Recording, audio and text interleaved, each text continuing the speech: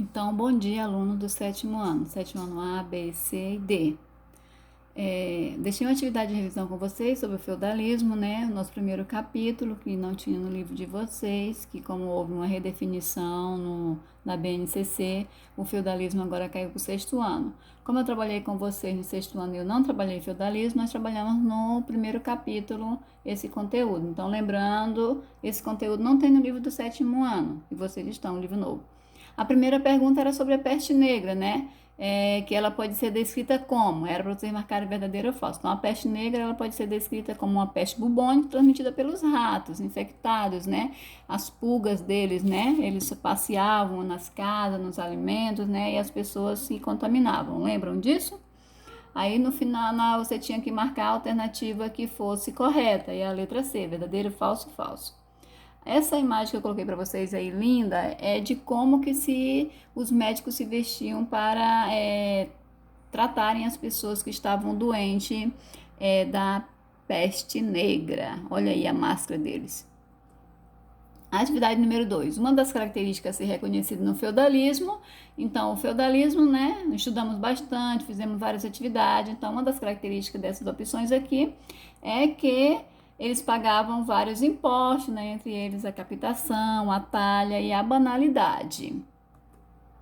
A número 3 era para vocês marcarem aquela que era errada, exceto significa aquela que não é, ou seja, alternativa errada. Então, sobre o que é marcar? Sobre a decadência do feudalismo, né? Então, o feudalismo ele acabou decaindo. O que significa decadência? Chegar ao fim. Então, foi devido a todas essa ocorrência da fome e da peste negra, o aumento do número de cidades, né, o desenvolvimento das atividades comerciais e uma série de insurreições e perturbações sociais. Aquela que não se adequa é a letra C, o desenvolvimento da cavalaria, que quase empenhou nas cruzadas e difundiu pelo mundo os valores cristãos. Isso é totalmente errado. A número 4 era para vocês escreverem o significado das obrigações feudal, a talha, né? Então, todos vocês têm no caderno de vocês, só não tem aquele que não copiou.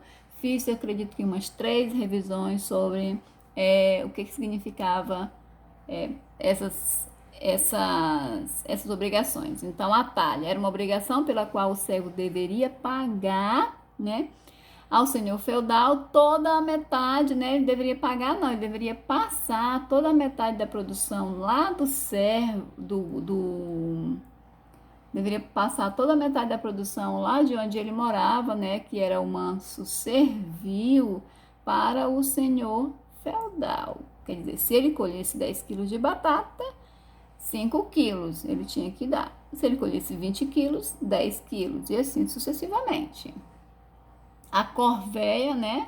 A corvéia já era aquela obrigação que ele tinha que passar de 3 a 4 dias trabalhando no manso senhorial ou manso senhorio, sem ganhar nada, e lá ele fazia, plantava, cuidava dos animais e etc.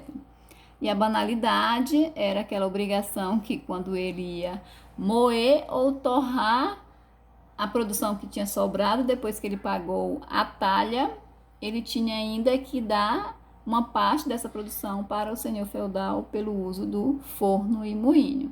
Aí aqui eu fiz um pequeno resumozinho aqui, tá? Corvéia, trabalhar gratuitamente na reserva do senhorio. Talha, entrega de parte da produção do manso. Banalidade, pagamento pelas instalações. Dentro da sociedade feudal, eu escrevo o que cada grupo fazia. Alguns historiadores resumem bem resumidinho o que cada grupo fazia. Eles falam mesmo assim, que o clero eles oravam, a nobreza eles guerreavam. Só que a nobreza não só guerreava, ela administrava também, né? E os camponeses e servos trabalhavam. Então aqui nesse outro slide eu coloquei mais detalhadamente. O clero, ele era o monge, né, os sacerdotes, os padres, eles dedicavam a rezar para obter a salvação espiritual das pessoas e deles também, né? A nobreza, né, consistia em administrar os feudos e defender a população dos seus ataques, né, que eles iam guerrear.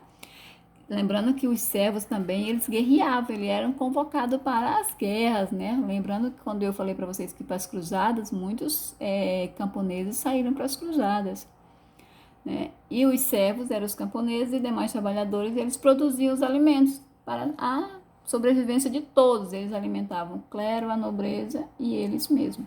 Lembrando que também sobrava pouco alimento para esses servos, lembram? A 6.